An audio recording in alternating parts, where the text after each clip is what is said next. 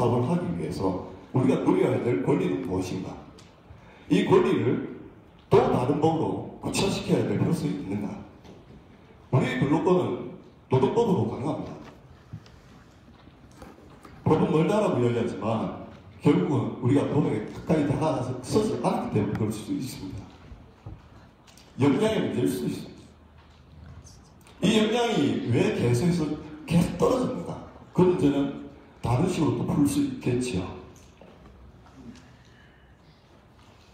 중앙 차원에서 어떤 평균 협약서, 저는 아주 기초적인 요건들은 제시를 해야 되나 다양성은 존중되어야 된다고 봅니다. 그리고 시민위원 구성과 심사 결과 관계, 해야 됩니다. 저도 2006년부터 평가를 시행해왔고요. 그리고 각종 심사들 들어갔습니다. 비밀 질서의 원칙과 아우러서 그리고 심사위원들 그리고 심사 결과의 관계는 저는 할 수 있는 것, 할 수 있으면 하는 게 바람직하다고 봅니다. 그 정도 불편해서 심의를 못 들어줄 거면 안 들어가야 됩니다. 성실 심의 원칙, 이거는 민법상 가능합니다. 넘어가겠습니다. 종사자 처우 고용승계, 참 저성스러운 말씀인데요. 5분 내에 좀 일을 부탁합니다. 5분 내에 준비를 하겠습니다. 참 저성스러운 말씀인데 이 위스타 관련 문제는 사회복지계의 문제만이 아닙니다. 일반 행정에서 빈번하게 이루어집니다. 고용승계의 문제, 상당히 많은 발전을 해왔습니다. 사회복지계에서입니다.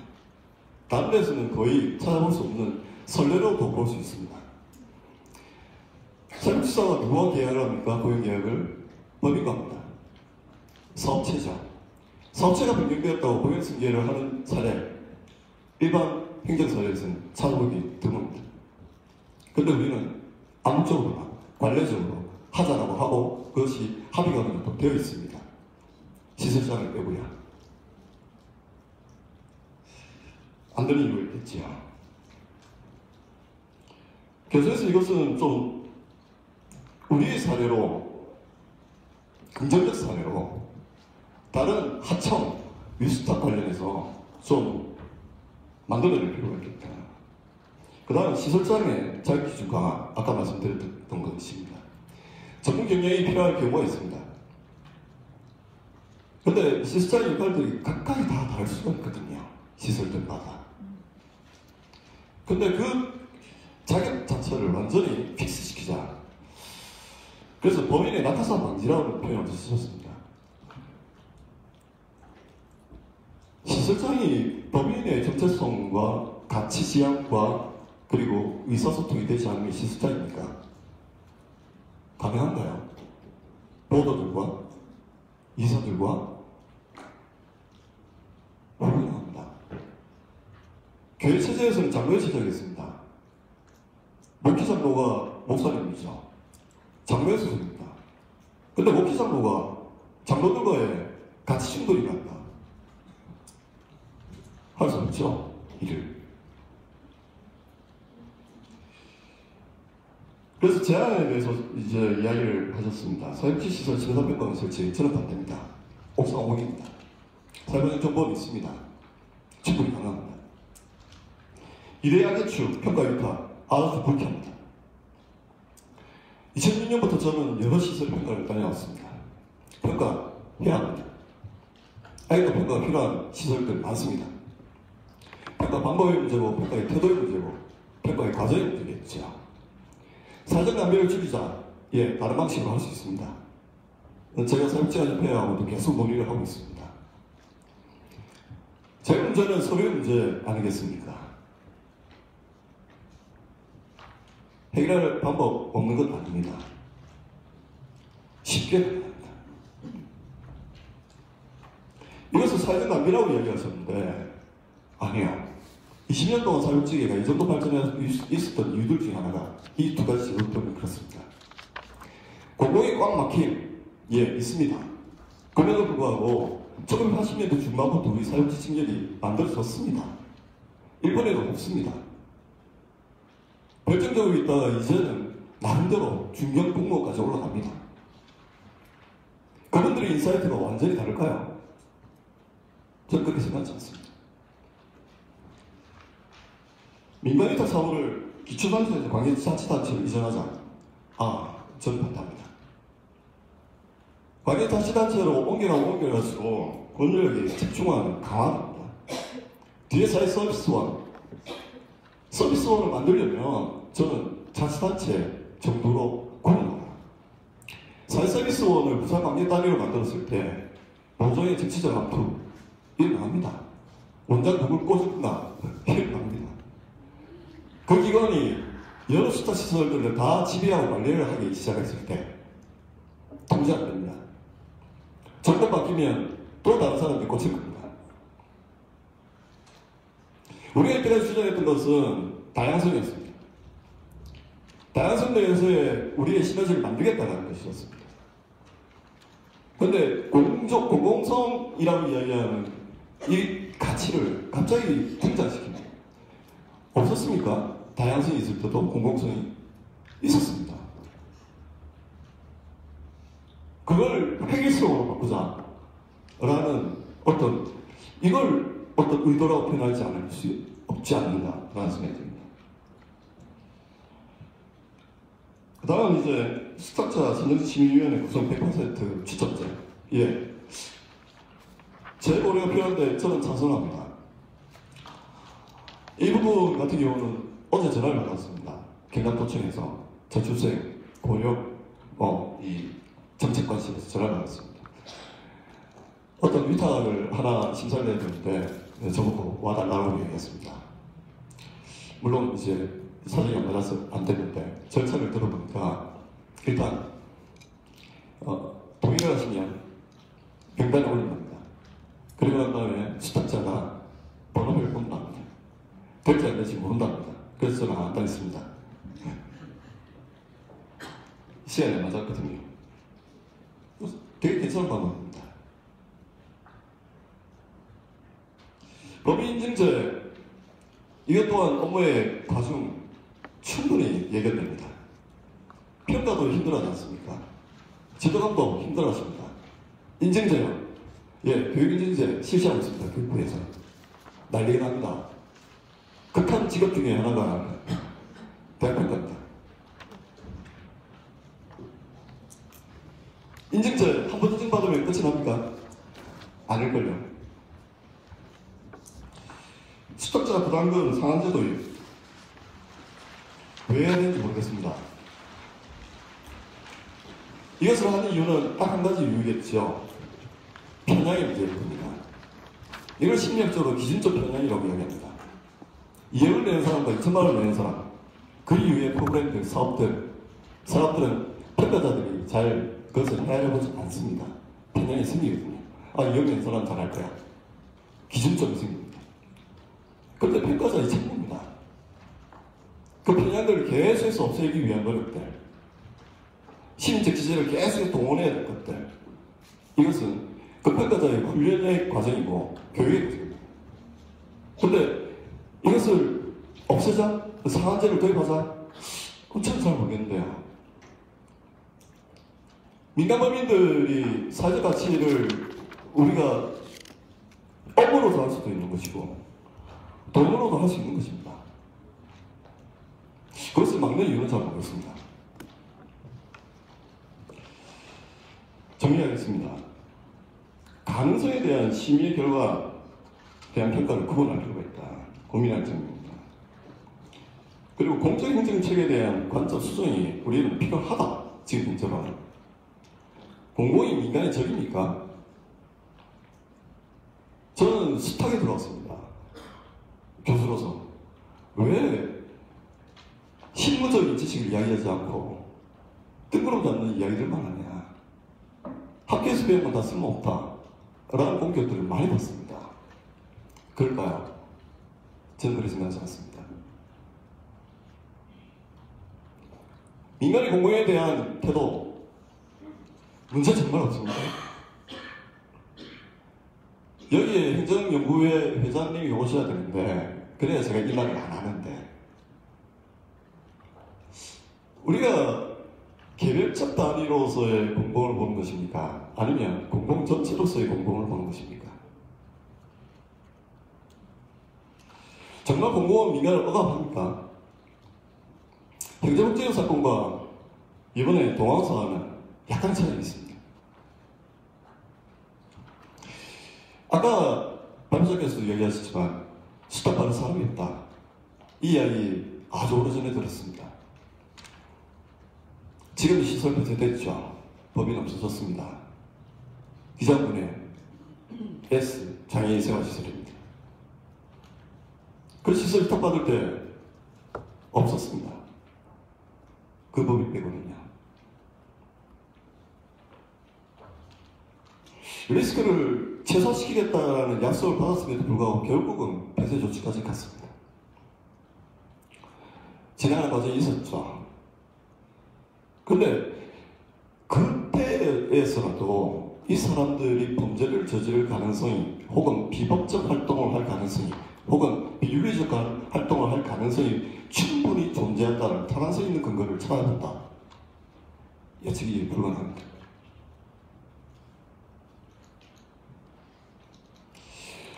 지원을 하는데 제재를 하지 마라. 한유총의 주장이었습니다. 비슷한 겁니까? 자율성을 보장하되 매뉴얼과 구조를 세분화하고 구체화시켜라. 이율배반적입니다. 소리를 어떻게 평가합니까? 얼마 전에 정리하겠습니다. 얼마 전에 제가 존경하는 1세대 사육사분 한 분 또 돌아가셨습니다. 부산에 걸출한 사육사분들이 많으셨죠. 의사였지만 장기력 의사님도 계셨고 그분들이 가지고 있었던 가치가 뭐였을까 다시 생각을 한번 해봅니다. 그분들의 선의가 언제 결정되었을까요?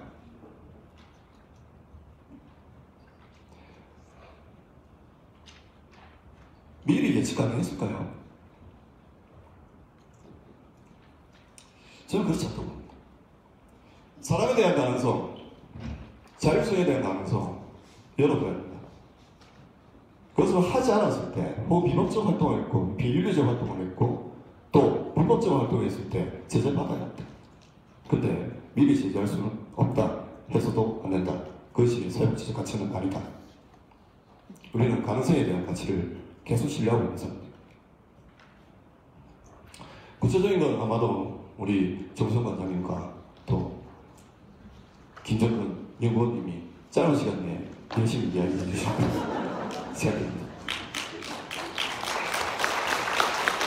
예, 우리 또 발제자에 대한 내용들 하나하나 짚어가면서 구체적으로 또 다른 관점에서 이야기를 해주셨습니다.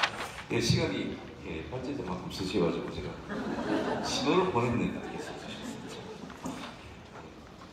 다음 분들 시간 지켜주시고 짧게 하라는 말은 안 하는데 시간을 지켜주시기 바랍니다. 정성 관장님 그러면 토론 부탁드리겠습니다. 네, 반갑습니다. 국민노인복지관 김수홍입니다. 앞에서 너무 부담을 주셔가지고요. 토스해 주셔가지고 제가 어떻게 얘기를 풀어나가야 될지 고민이 좀 되긴 합니다. 오늘 이 자리에 왔을 때 많은 동료분들을 만났고요. 그리고 또 많은 선배분들, 도배분들을 만났습니다. 그분들의 기대도 느낄 수 있었고요. 그 입장에서 한 가지 들었던 생각들이 나는 누구지? 사회복지시설 종사자인가? 시설의 장인가? 혹은 법인의 관계자인가?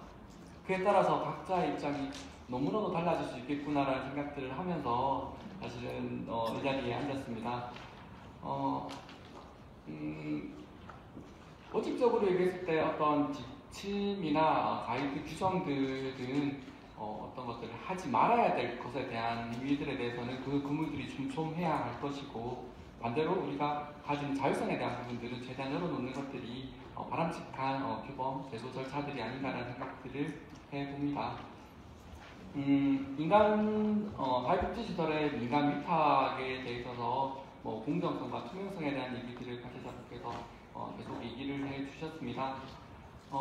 그런데 기존의 연구들은 보통 위탁 지표를 어떻게 할 것이냐에 대한 부분들에 많이 초점이 맞춰져 있었습니다. 표준 증거로서의 그것들이 갖는 유용성에 대해서는 공감하는 편이고요. 그 자체가 충분히 의의가 있다라고 생각을 합니다. 다만 지금 우리가 가지는 그리고 오늘 이 자리가 열리게 되는 배경에는 이 절차들이 공정하지 않은데라는 마음 속에 의구심들이 많이 있기 때문에 그런 의식들을 가지고 있고 또 실제로도 그 과정에서의 불합리한 점들을 목도하실 바가 있기 때문에 이 자리에 계시지 않는가라는 생각들을 하게 됩니다. 그리고 그러한 일들이 왜 발생하게 되는가에 대한 고민을 했을 때 제가 보았던 관점들은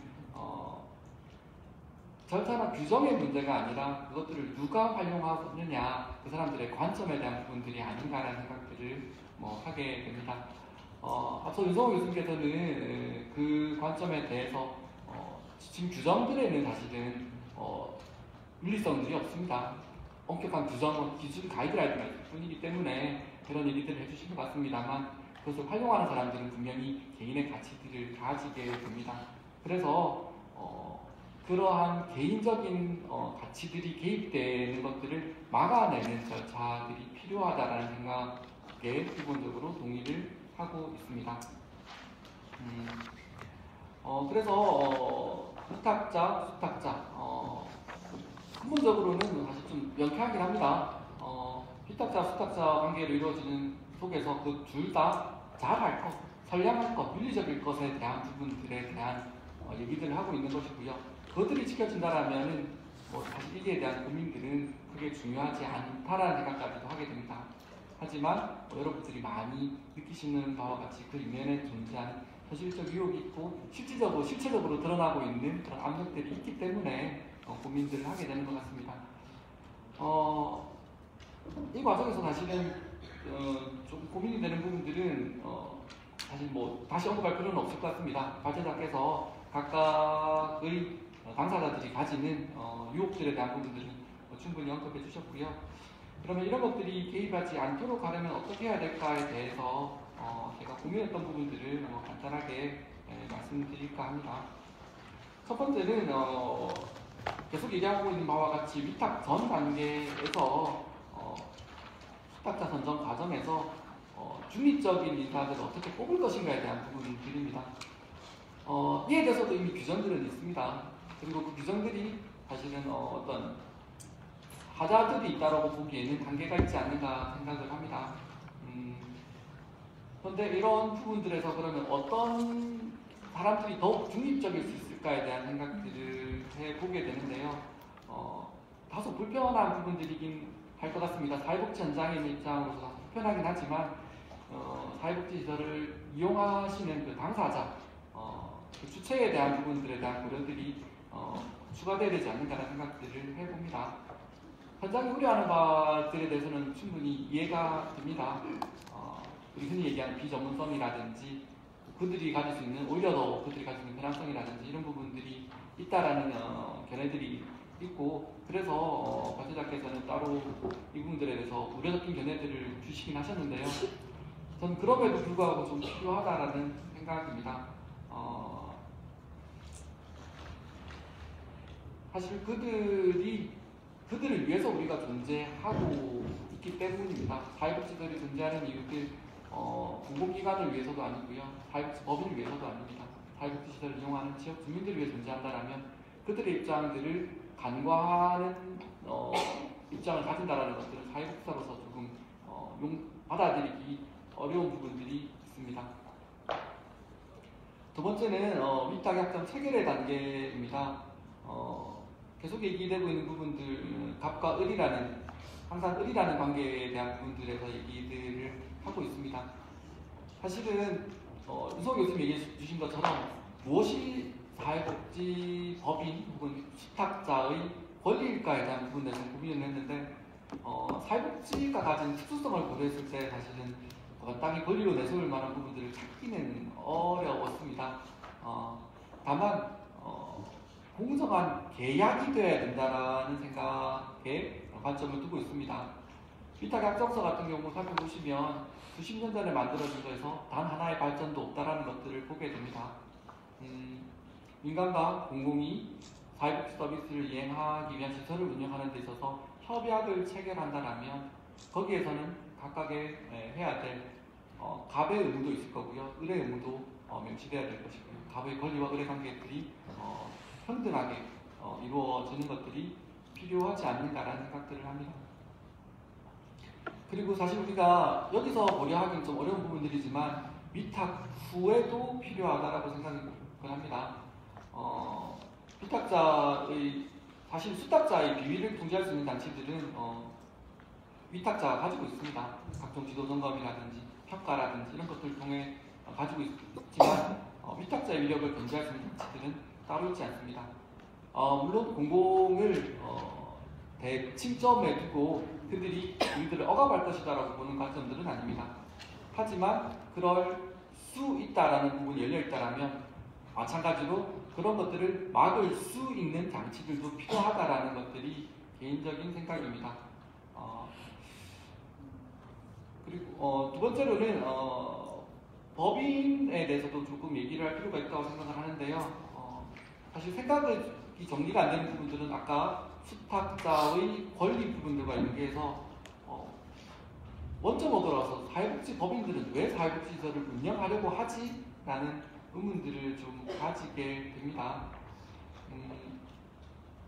사회복지라는 근본적인 가치를 가지고 사회복지시설을 운영하려고 한다고 저는 믿습니다. 그런데 그러기 위해서는 사회복지 법인이 사회복지 사업이라는 것에 대한 목적들을 최우선해야 된다라는 생각들은 가지고 있습니다.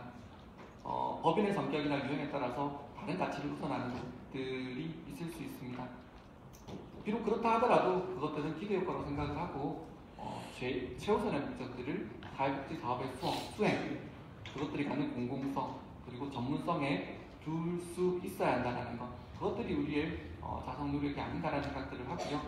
그리고 법인 전입금의 문제는 아니고요. 시설의 안정적인 운영을 위해서 지역사회에 어떤 투자를 할 것인가, 어떤 역할을 할 것인가에 대한 합리적인 계획들을 수립하는 노력들, 그리고 그에 대한 전문성을 보여주는 것들이 사회복지 법인의 역량이지 않는가라는 생각들을 해보게 됩니다.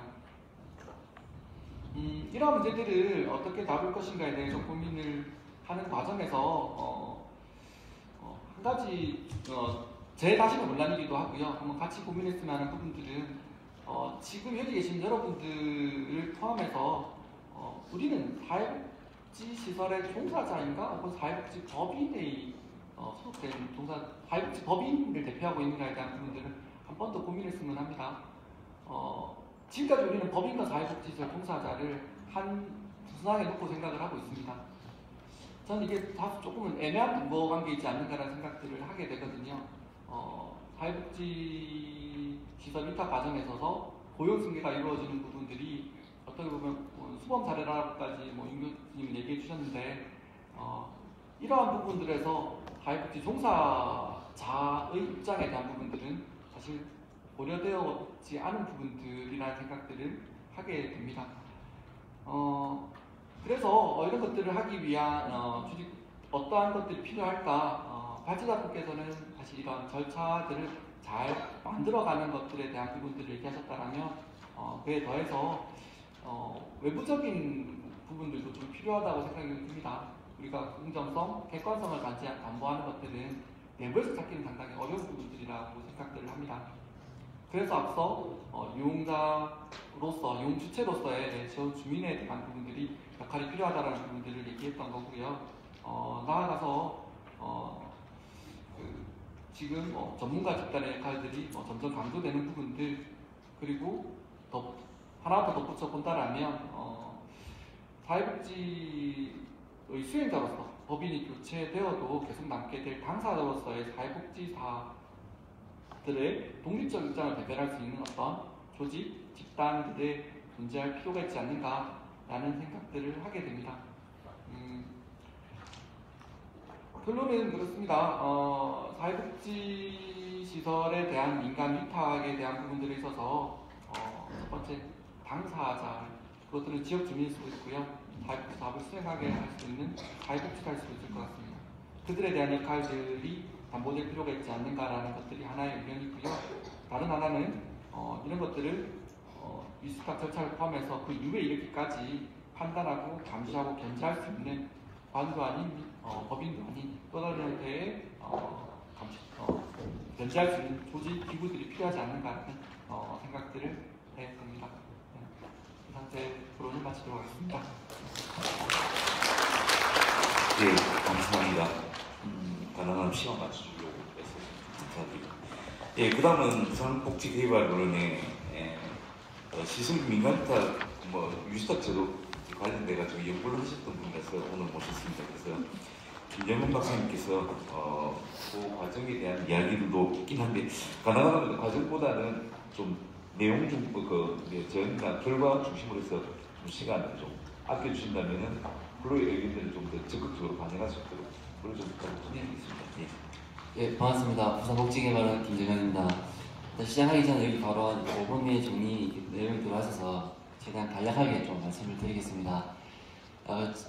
자장이신 삼촌이 말씀하시는 것 같이 제가 오늘 여기 온 것은 그렇게 제가 뭐 특정 법인과 이름이 같아서가 아니라 제가 지금까지 문제가 되어왔던 그런 이제 여러 가지 발단의 어느 정도 좀 지표 부분 상당히 좀 문제점이 좀 지적된 걸로 알고 있습니다. 그래서 그런 지금 활용하고 있는 그런 지표가 제가 2017년도에 여러 단체 대표님들과 만들었던 그런 내용이기 때문에 여러분들의 책임감과 좀 이런 부분을 좀 같이 말씀을 드리고자 이렇게 좀 오게 되었고 또 토론을 풀어주셔서 대단히 좀 감사드립니다. 일단 전반적인 민간위탁이라든가 추진 과정에 대해서는 좀 설명을 하고 제가 알고 있는 기본 문제점과 그리고 발주자께서 제안하신 여러 가지 대안에 대한 추가적인 조금 더 플러스사항에 대해서 말씀을 좀 드리고자 합니다. 저는 직접적으로 위탁 심사를 또 진행 몇 년간 계속 시립시설에 대한 위탁 심사를 계속 쭉 진행을 해왔었고 물론 지금은 이제 모든 이제 개발원의 위탁 심사 기능이 부산시로 다 이관이 다 되었습니다. 되고 직접적으로 위탁 심사를 또 해봤고 시타 지표 개발도 직접적으로 해봐서 여러 가지 자치 구분의 위탁 심사와 관련해서 상당히 질의가 저한테 많이 오는 편입니다. 지표 해석이라든가 심의위원 구성 그리고 심의 절차에 관해서 좀 질의가 좀 많이 오는 편인데 저는 이렇게 지금 부산시에서도 자치 구분으로 내려준 이런 기본적인 지표안이 사실상 사회복지사법상에 따른 공고안이지 이게 따라서 반드시 이해해야 한다는 법적 사항은 없습니다. 그렇기 때문에 저도 자치 구분에서 전화가 왔을 때 말씀을 드릴 때 우리가 제안한 부분 이 부분인데 법에 따라서 위탁의 기관의 장이 결정할 수 있도록 되어 있습니다. 그렇게 말씀을 드립니다. 그게 세상의 법적인 현실이기 때문에요. 그럼에도 불구하고 일부 구분에서는 전부 모든 구분이나 모든 법이나 그런 건 아닙니다. 일부 구분에서는 이런 지표를 좀 선별적으로 활용한다거나 특정 법인에 유리한 지표를 뽑아서 쓴다거나 또는 지표를 좀 지표별 배점을 좀 달리 적용을 해서 충분히 좀 오해를 살 만한 그런 결과를 낳는 경우도 있는 것으로 알고 있습니다. 그리고 또 한 가지는 심의위원회를 구성을 할 때 충분히 전문성이라든가 공공성이 담보되지 못한 분들을 심의위원회에 모셔서 심의위원회 자체가 조금 법인에 대한 적격성을 판단하기보다는 여러 가지 좀 다른 흐름으로 올라가서 다른 법인이 선정되는 이런 여러 가지 문제점들을 저희가 기술적으로 좀 듣고 있습니다. 그리고 모법인 같은 경우는 저희가 지금 개발원에서 제시한 표준 안내에는 그 법인 전입금이 배점이 좀 2013년에 비해서 좀 상향 조정돼서 5점으로 되어 있습니다. 전체 재정 능력은 20점으로 되어 있지만 재정 부담 능력이 연간 1천만 원 제시할 경우에는 만점 5점을 드리는 걸로 이렇게 되어 있는데 일부 구분에서는 오히려 지표에 따라서 평가를 하는 것이 아니라 평가하는 심의를 공모를 받는 과정에서 특정 금액을 요구한다는 이런 것까지 소식을 접했습니다. 그래서 이런 부분에 대해서는 전반적인 개발원이 제안을 하고 부산시에서 자치 구분으로 이런 부분 좀 문제점은 좀 해결해야 될 필요성이 있다고 생각이 듭니다. 저는 이제 위탁자를 결정하는 데 가장 큰 영향을 끼치는 것은 심의위원회고 위탁 기준이라고 생각을 합니다. 그 위에 이런 위탁 기준과 심의위원회를 구성하는 자치구분 부산시의 위탁기관의 장에 큰 영향이라고 생각이 됩니다. 그렇기 때문에 이런 자치구분의 기관의 그런 잘못된 판단, 오판을 좀 좀 최소화하기 위해서는 심의위원회 구성과 위탁 지표가 적정하게 서로서로 통제가 되고 영향을 미쳐야 됩니다. 예를 들면 저희 위탁 지표를 보시면 아시겠지만 정량지표 50점과 정성지표 50점으로 되어 있습니다. 정량지표라는 것은 객관적인 기준에 따라서 누군가 평가를 하더라도 동일한 결과가 나올 수밖에 없는 지표이고, 그 외에 50점은 말 그대로 심의위원들의 판단 항목입니다. 그렇기 때문에 이 심의위원들의 적성적 평가라는 것은 반드시 저 개인적으로는 전문성이 반드시 담보가 되어야 된다고 생각합니다. 그래서 이러한 나머지 정량지표를 제외한 정성지표 50점에 대한 그런 전문적인 판단이 심의위원회를 통해서 반드시 이루어져서 적정한 법인이 선정이 되어야 된다고 생각합니다. 그리고 그 발제자께서 제안하신 내용에 대해서 추가적으로 좀 검토가 필요한 부분에서 좀 제안을 드리고자 합니다. 먼저 그 심의 주체를 변경하거나 자치광역시로 이제 좀 큰 상위 기관으로 이게 이해하는 것에 대해서는 저는 상당히 좀 조심스러운 접근이 필요하다는 생각이 듭니다. 보조금은 일단 11호 전에 지원된다 하더라도 사실상 자치구군의 건물 복지관 들이나 시설의 건물주나 토지는 자치구군인 경우가 상당히 많이 있습니다. 그렇기 때문에 단순하게 보조금을 지원하는 것이 시이기 때문에 모든 그런 권한을 다시 시로 가져오는 것은 좀 상당히 좀 심도 있는 접근이 필요하고, 그리고 지방정부 조직법이라든가 이런 부분들이 같이 좀 검토가 돼야 될 사항이라고 생각합니다. 그리고 그 인력풀 관련해서는 지금 저희 자치구군에서 아마 심사를 하실 때 제 개발원에서 이제 지금 관리하고 있는 인력풀을 활용하고 있는 것으로 알고 있습니다. 근데 그 중에서도 그 인력풀에 들어가 계신 분들도 위원으로 들어갈 수도 있고, 또는 자치구군에서 별도의 판단을 통해서 별도의 위원으로 좀 구성을 하는 것으로 알고 있습니다. 그래서 이런 부분들이 좀 더 인력풀이 좀 더 확정이 되고 좀 관리가 된다 생각이 들고, 그 추첨제 같은 경우에 대해서는 저는 상당히 좀 좋은 방안이라고 생각이 듭니다.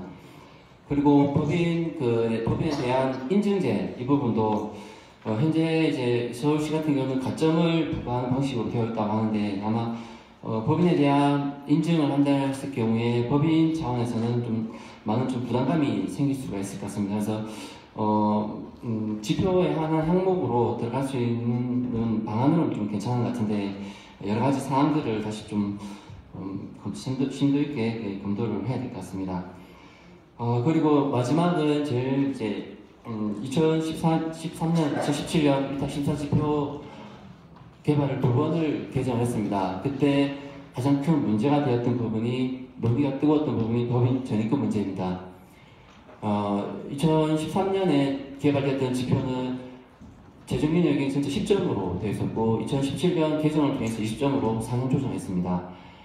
그 대신 금액을 낮추고 상향 조정한 것은 그 당시에 저희 같이 지표를 개발을 참여했던 현장 대표하신 분들 사이에서도 법인 전입금에 대한 필요성에 대한 찬반 논란이 상당히 많았습니다.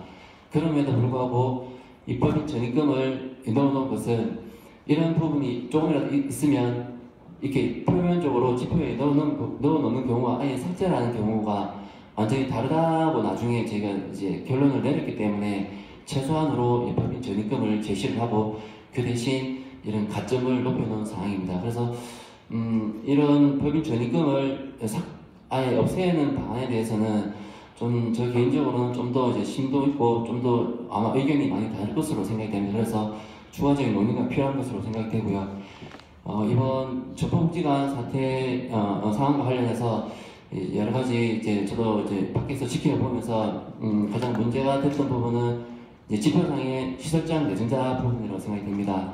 그래서 근본에 저희 부산시하고 협의 적폐복지관과 법인 그리고 의회의 협의 결과 저희 개발원에서 추가적으로 금년도에 지표 개발에 대한 연구를 추진할 계획이고 지금 내부적인 조정을 통해서 4월 중으로 이 과제를 추진할 예정입니다. 그래서 앞서 말씀드린 시설장 부분과 관련해서 여러 가지 전입, 전입금 여러 가지 사항들을 다 열어놓고 전면 재검토해서 자치구군의 이런 여러 가지 위탁 문제를 해결할 수 있도록 최선을 다하겠습니다. 많은 의견을 좀 부탁드리겠습니다.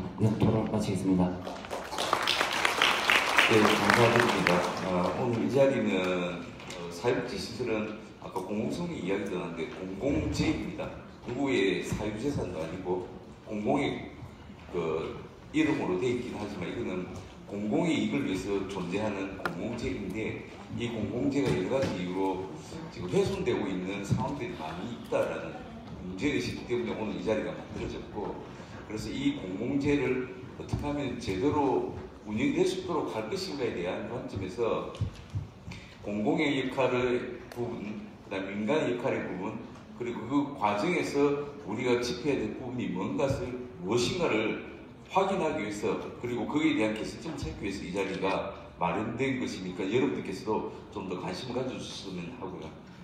그리고 오늘 발제자는 아마 현실적인 이야기들, 뭐랄까 이론적이고 학문적인 이야기보다는 현실에서 굉장히 지금 많이 경험을 하고 겪었던 내용들을 토대로 해서 발제를 해주셨고, 그리고 세 분은 토론자 세 분은 각각의 관점에서 그 부분에 대한 내용들을 말씀을 해주셨습니다. 이제 그런 부분이 있다라는 것을 한 번 더 고려를 해주시고, 그 다음에 한 개 저희들이 안내 겸, 그 다음에 여러분의 좀 참여를 부탁드리는 것은 사회복지시민단체에 대해서 지난주에 우리 의결을 했습니다. 이 공공재를 어떻게 하면은 그 제대로 강화시킬 수 있고 제대로 운영될 수 있도록 할 것인가, 그리고 위수탁 제도는 어떻게 개선할 것인가에 대한 대책위원회를 이제 그 구성을 하는 것을 이번 주에 지금 했습니다. 그래서 아마 내일 첫 회의가 진행될 건데 계속 이 공공재성 그 다음에 위수탁 제도 개선을 위한 대책위원회는 계속 운영이 될 예정이니까 여러분께서 오늘 이 자리가 아니더라도 돌아가시면은 저희들에게 의견을 좀 더 적극적으로 개진해 주신다면 그것을 토대로 해서 정리를 하고 오늘 내용들로 정리해서 관련 단체들, 그 다음에 관련 공공기관과 그 다음에 의회 이런 데도 전달할 예정입니다. 그래서 여러분께서 오늘 이 자리에 그냥 그 토론회 그냥 통상적으로 한 토론회라고 생각하지 마시고 현장에 계신 여러분들의 이야기를 적극적으로 의견을 해주시면은 내용을 정리해서 의회와 그 다음에 공공기관과 그 다음에 민간에 있는 우리 단체들 간에 이제 공유를 해서 이 부분들을 개선해 나가려고 하는 자리로 만든 토론회거든요. 그래서 오늘 이 자리에 지금 여러분 이제 시간이 지금 뭐 넉넉하게 있습니다. 지금 생각보다 또 세 분의 토론과 발제가 적절하게 2시간 맞춰주셔서 여러분께서 기회가 좀 충분히 있으니까 여러분께서 의견을 좀 더 적극적으로 이 자리에서 많이 선택해 주시기를 부탁드립니다. 그리고 토론에 대해서 지금 발제자의 여러 가지 또 제 반론이나 아니면 또 설명이나 이런 거는 플로에 계신 여러분들께서 질문 아니면 의견을 주신 다음에 종합적으로 해서 발제자와 토론자가 좀 내용을 그러니까 다시 제 의견을 좀 내도록 그렇게 하겠습니다. 그리고 우리 토론해 주시, 요 플로에서 토론해 주실 때 좀 유연해 주시는 거는 다른 분의 기회를 주기 위해서 가능하다면 2분 이내에 짧게 해주시고, 그다음 소속도 이야기해 주시고, 그리고 만약에 질문이 있으시다면 어느 분에게 어떤 질문을 할 것인가를 좀 밝혀주신다면 답변할 때도 원활하게 진행될 것 같습니다. 그럼 지금 여기 계신 플로에 먼저 손을 드시면 저희들이 마이크를 갖다 드리겠습니다. 손을 드시고 이야기를 해주시면 될 것 같습니다.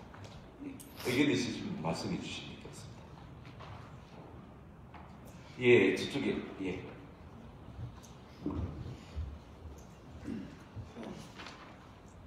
홀투수용 종합사회복지관의 김성키라고 합니다.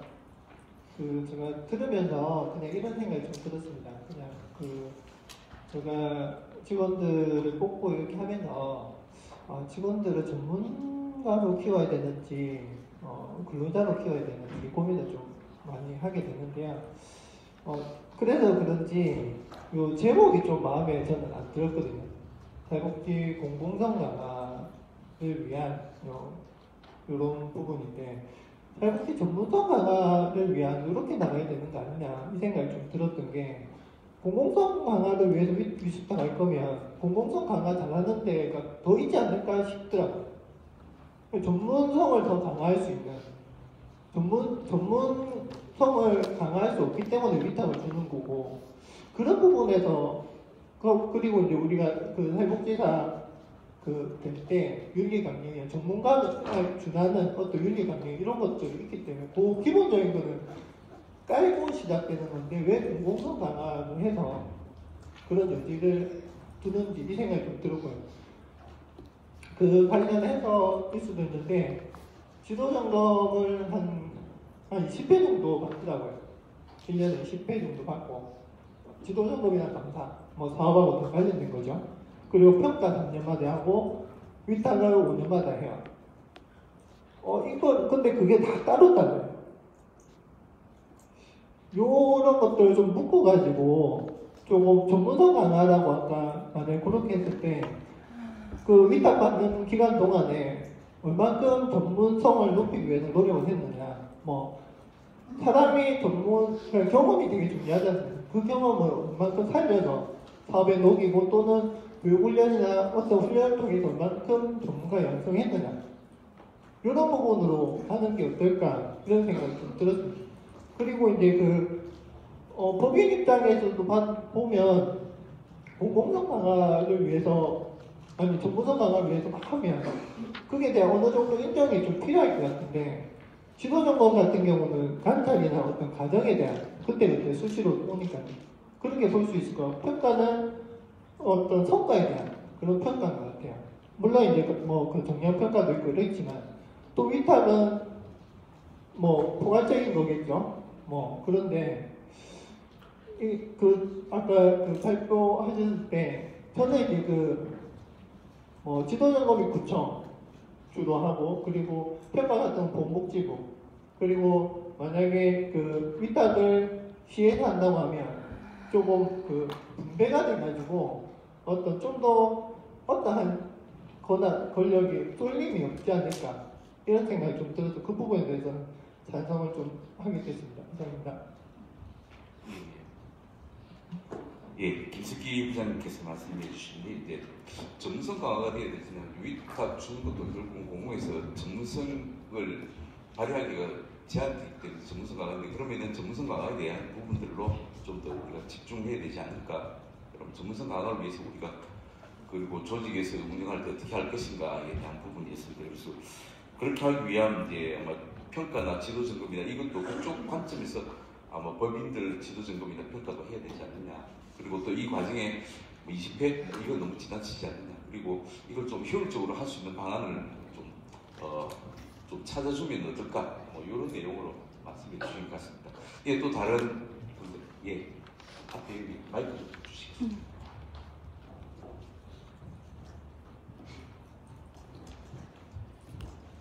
예. 네, 안녕하세요. 사회복지법인 안 나오는 원장 최희경입니다.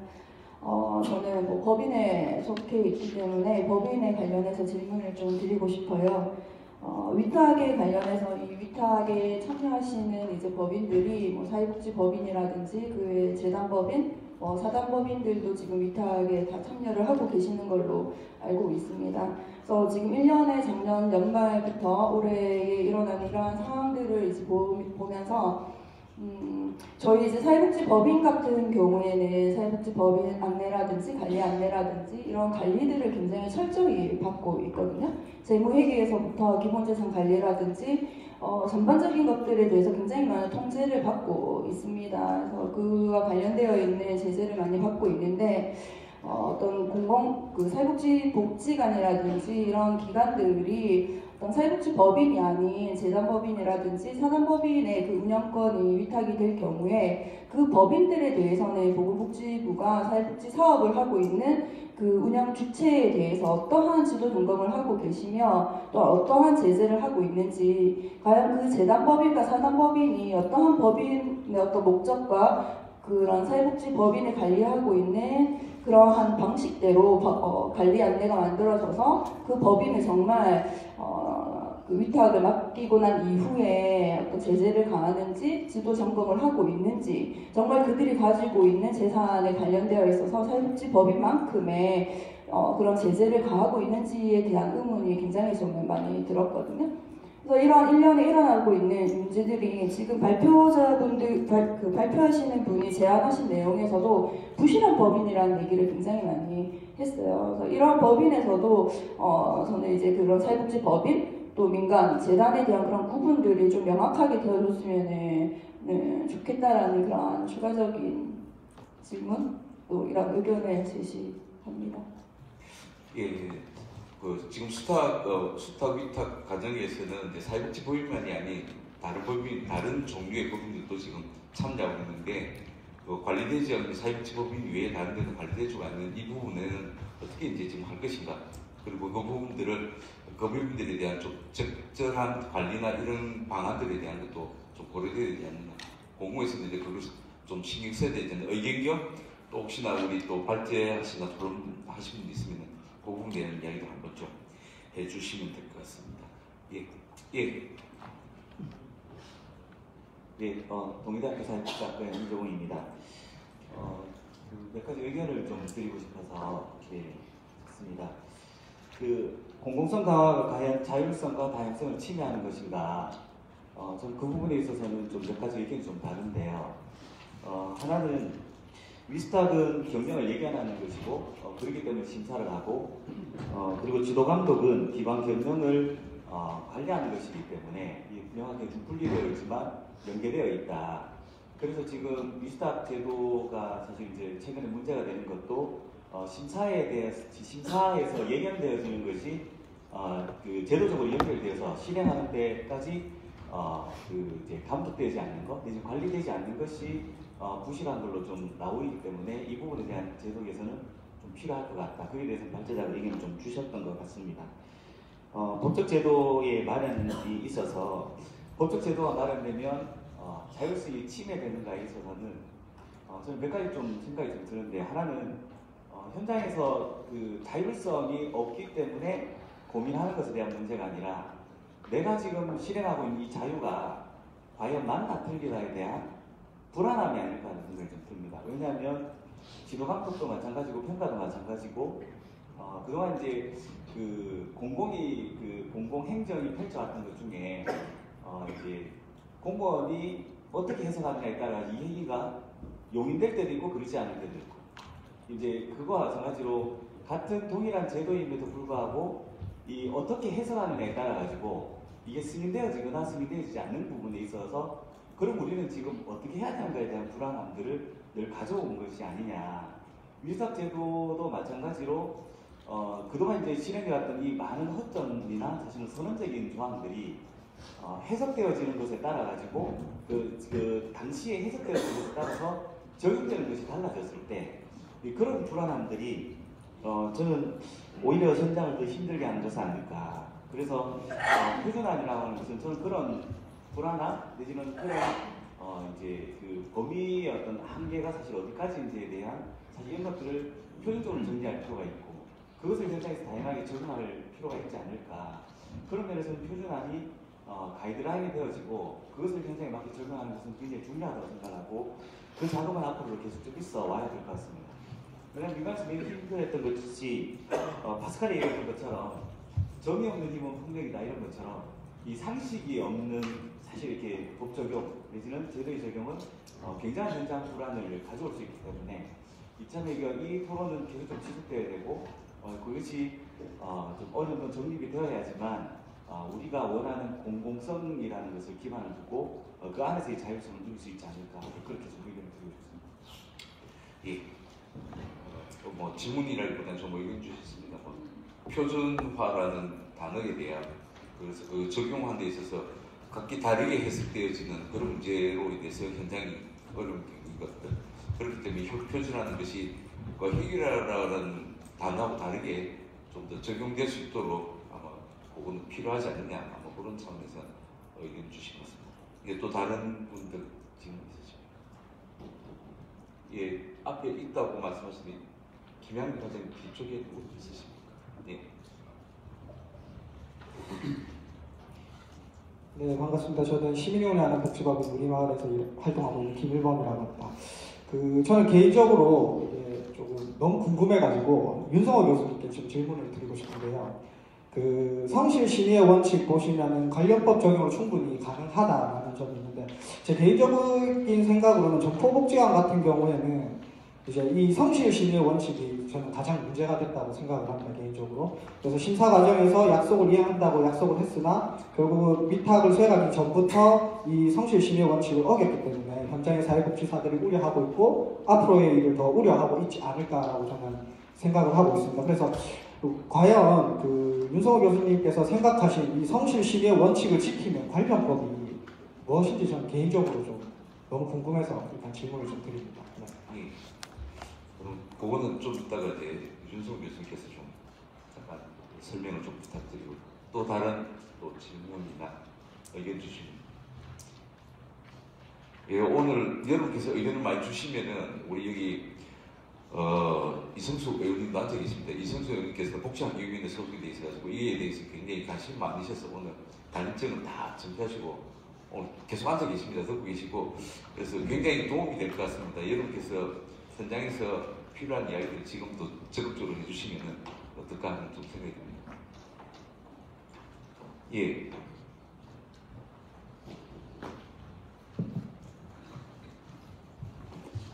네, 부산 장애인 직업적응훈련센터의 사회복지사 김정환이라고 합니다. 저는 사단법인에서 운영하는 기관에서 지금 일을 하고 있고요. 설립해서 운영하는 기관이다 보니까 주변의 동료로부터 위수탁 준비를 안 해도 된다라는 것으로 굉장히 많은 부러움을 사고 있는 현장의 종사자입니다. 지난 가두 집회와 그다음에 전국 집회에서의 이야기는 어느 한 법인의 문제로 인해서 촉발된 거는 사실입니다만 그때 이제 저희가 현장에서의 목소리는 저는 그렇게 생각합니다. 사회복지사 그리고 사회복지기관의 종사자들이 각자의 가치와 지향에 따라서 즉 내용적인 공공성에 따라서 내가 안심하고 또 안심한 상황에서 복지 서비스를 제공할 수 있는 환경에 대한 요구를 저희는 목소리를 내었다고 생각을 합니다. 즉 내용적인 공공성 확보를 위해서 형식적인 공공성을 요구하지 않았나라는 생각을 하고요. 공공성이나 다양성 모두를 간과해서는 안 되는 부분이긴 하지만 결국은 그 다양성을 존중하기 위해서 자율성을 이야기하는 게 아닌가라는 생각을 하게 되고요. 그래서 이 자율성은 법인에 때로는 조금 부정적으로 쓰여질 수 있는 그런 권한에 대한 부분이 아니라 앞서 언급한 사회복지기관의 종사자들이 자율성을 확보하기 위해서 구조와 매뉴얼을 좀 세분화해달라라는 요구라고 생각을 하고요. 이제 위탁협약서뿐만 아니라 공공과 민간이 계약을 함에 있어서 갑을이 아니라 동행관계가 되어야 된다는 것 때문에 동행이라는 메시지를 쓰기도 한다고 합니다. 그런 상황에서 필요한 지도와 감독은 당연히 수행해야 하지만 안정적인 운영을 위한 즉 내용적인 공공성 확보를 위해서 형식적인 공공성을 또 지원하는 것도 함께 병행되어야 되지 않나라고 저는 생각을 하고 있고요. 부산시 법인시설 지원팀이 올해부터 법인시설 지도팀으로 이름이 바뀌었습니다. 그래서 담당 공무원을 어저께 만나서 인사를 했는데 안부를 물으면서 하는 말이 현장에서 만나는 일이 없기를 바란다라고 저한테 인사를 하더라고요. 그래서 그런 인식보다는 현장에서 시설을 운영하고 또 시설 종사자로서 어려움에 대해서 함께 고민하고 앞으로 또 잘 해보자라는 인사가 될 수 있는 그런 환경이 되었으면 좋겠다라는 생각을 가지면서 제 의견을 전달하도록 하겠습니다. 예, 알겠습니다. 공공과의 이제 파트너십을 좀 더 강화하자는 말씀이시죠. 지금 무한정으로 계속 시간을 갈 수는 없으니까 한두 곡만 더 듣고 지금 토론자 발제자 이야기를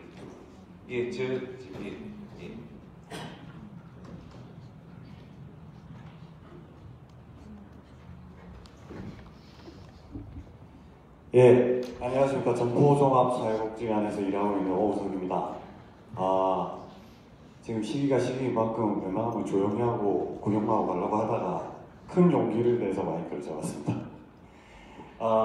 오늘 내용을 다 듣고 굉장히 이제 더 크게 다가오는 것 같고 다 고개가 끄덕여지는 내용이었는데 지금 직접적인 갈등 상황에 놓여 있다 보니까 아주 좋은 대안들과 의견들을 주신 거에서 현실에서 막상 들이닥치니까 좀 가지게 되는 한계들이 몇 가지 있어서 말씀을 드리고자 이렇게 자리에 일어났습니다. 먼저 공공성을 사수하자라는 주장을 저희 복지관에서부터 얘기를 많이 했었는데 저희 복지관에서 얘기한 공공성은 사실은 안전장치를 얘기를 한 거였어요. 그러니까 자율성이나 이런 다양성을 이렇게 해치는 그런 획일화된 강제적 조항들을 만드는 게 아니고, 예를 들어서 지금 가장 기본적인 문제는 위수탁 심사 때 이렇게 복지관을 운영하겠다라고 주장하고 심사받은 내용을 지키지 않았는데 위법이 아니래요. 그래서 이 안전장치 정도를 만들어야 공공성이 지켜지는 게 아닌가라는 생각의 얘기로 저희가 주장을 하고 있습니다. 이게 시민의 세금으로 운영되는 거니까 공공적이어야 되는데, 그럼 그걸 담보할 수 있는 방법은 구청의 위수탁 심사밖에 없는데, 그럼 이렇게 운영하겠습니다라고 하면 이렇게 운영해야 되는 건데 그렇게 운영하지 않았어요. 근데 이미 지나간 거고 위탁 약정서 도장 찍었으니까 어겨도 제재할 방법이 없다고 하더라고요. 네. 그래서 이걸 바로잡는 공공성, 안전장치, 위법은 아니지만 부도덕한 일들, 부도덕한 일이 위법이 될 수 있도록 제도를 바꾸는 그런 것들을 저희가 좀 요구를 했었고, 그 외에도 사실은 이제 법은 나타나는 현상과 상황들에 대해서만 판단하고 이렇게 제지를 할 수 있더라고요. 조례도 마찬가지고.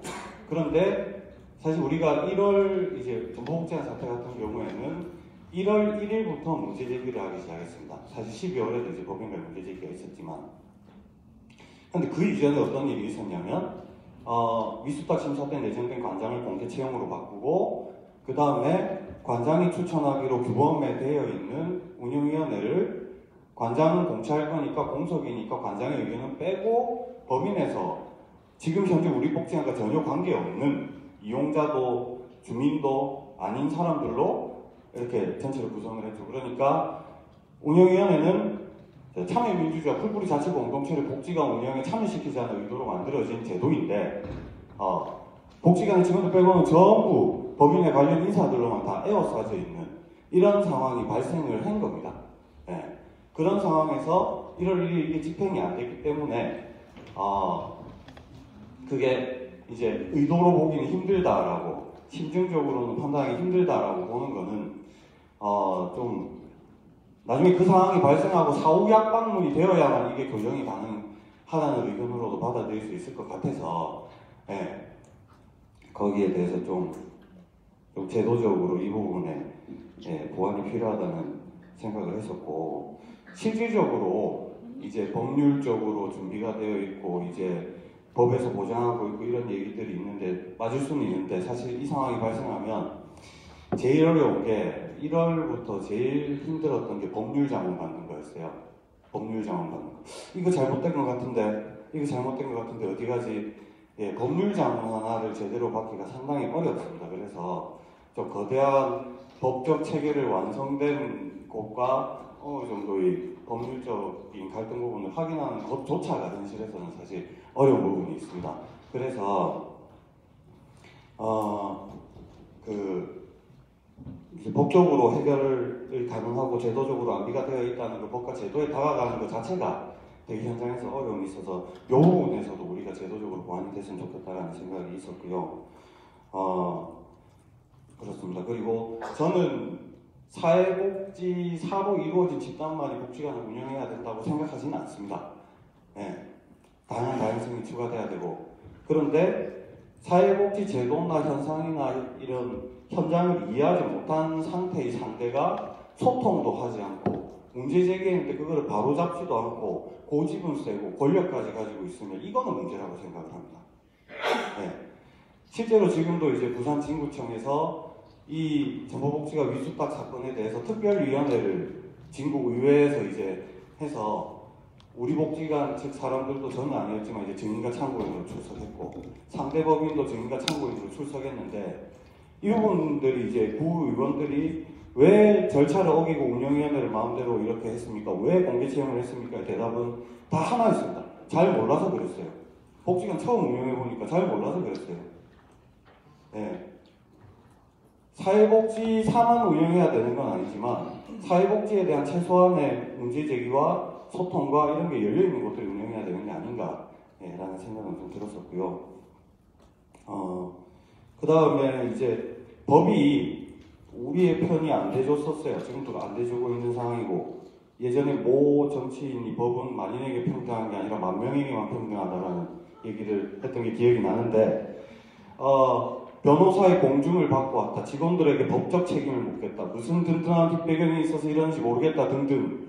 법은 우리의 무기가 아니고 다른 쪽의 무기가 되고 있다는 느낌을 많이 받습니다. 그래서 법보다는 사회적 합의, 도덕성, 공익적 가치, 물론 이게 모호한 단어이긴 하지만 적어도 사회복지에서 우리가 공감대를 하고 있는 공론을 만든다면 좀 구체적으로 이게 언제 잡아갈 수 있지 않을까라는 생각이 들었었습니다.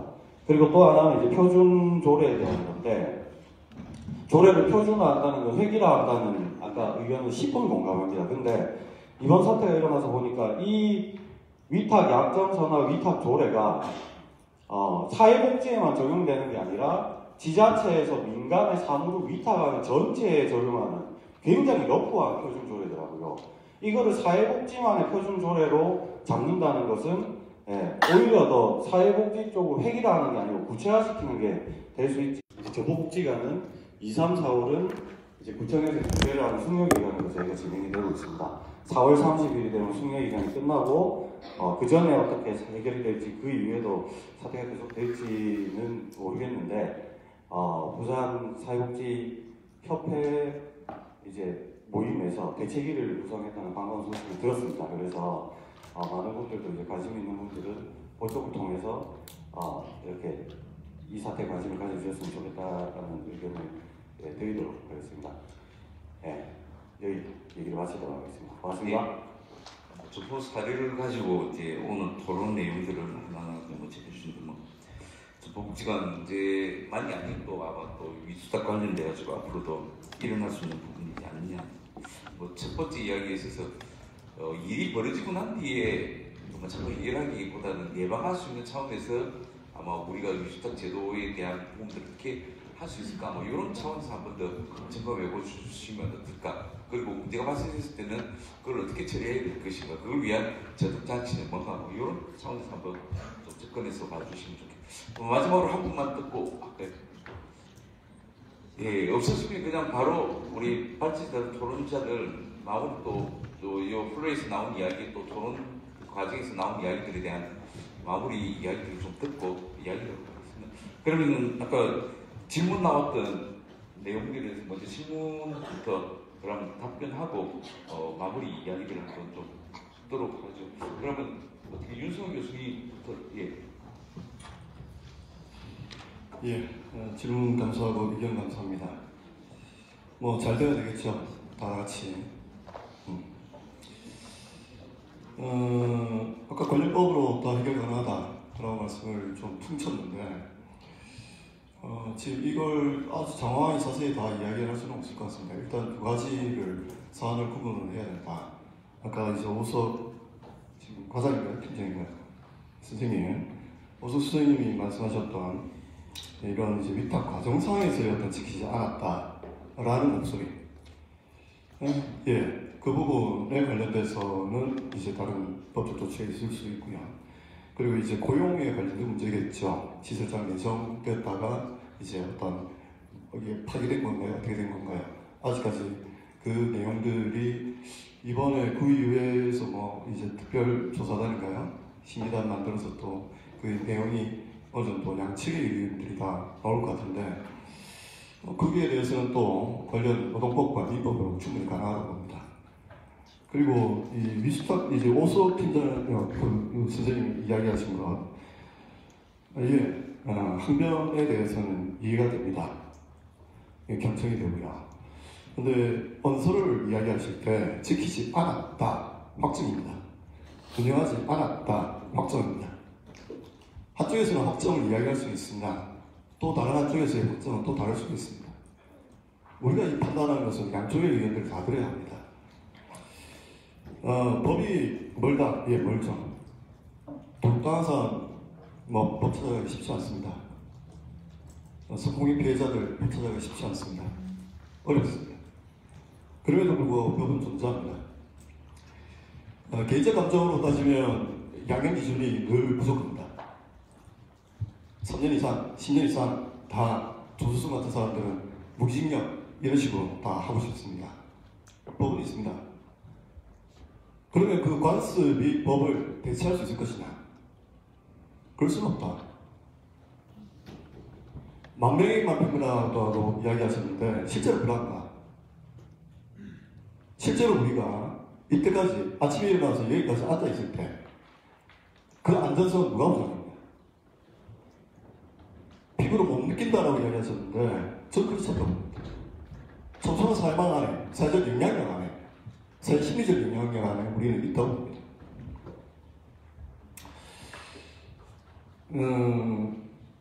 공공재라고 이야기를 하시는데, 사회복지 서비스가 공공재겠죠. 공공재를 발생시킬 수 있는 것이 공적단체에 의하는가? 바람직합니다. 가장 바람직합니다. 하지만 현실적으로 그게 다 수용 가능하지 않습니다. 그래서 위탁 주체들이 생기는 것이고 수탁 주체들이 생기는 것입니다. 단순화시킬 수 있다라고 한다면 잘 모르겠습니다. 그게 현실이 그렇게 단순하게 제도로 하나의 시스템으로 또 어떤 특정한 매뉴얼로 운영 가능할 것인가? 모두의 발표자께서 이건 사람의 문제다라고 이야기하셨습니다. 사람의 문제를 이야기할 때 법과 규범과 관습과 문화와 교육을 생각합니다. 지금 계속 이제 말씀하시는 것들이 이건 교육적 접근으로 가능해야 될 것인가? 아니면 문화론적 접근으로 가능해야 될 것인가? 아니면 법적 접근으로 가능해야 될 것인가? 이 세 가지 적어도 이 세 가지를 다 믹싱해서 이야기를 하니까 방법론이 아주 단순해진 겁니다. 여유가 없지요. 하나의 문제가 급박한 문제가 생기면 예방조치가 왜 안 생겼냐고 이야기합니다. 제가 지금 시에 소속되어 있는 게 고독사 예방위원회입니다. 고독사 예방위원회 때 늘 하는 이야기가 고독사 예방되지 않는다. 사건 발생은 예방되지 않는다. 그러면 어떻게 할 것인가? 사후조치라도 좀 제대로 하자. 이런 거겠죠. 부정수급 없을 수 없습니다. 프리라이더 없을 수 없습니다. 모든 제도에는 발생합니다. 부정수급의 위험성을 없애자 해서 얼마나 많은 공무원들이 과로사에 빠졌습니까? 기억 안 나십니까? 그럼 부정수급이라고 이야기하는 공공부조제도의 가장 위약성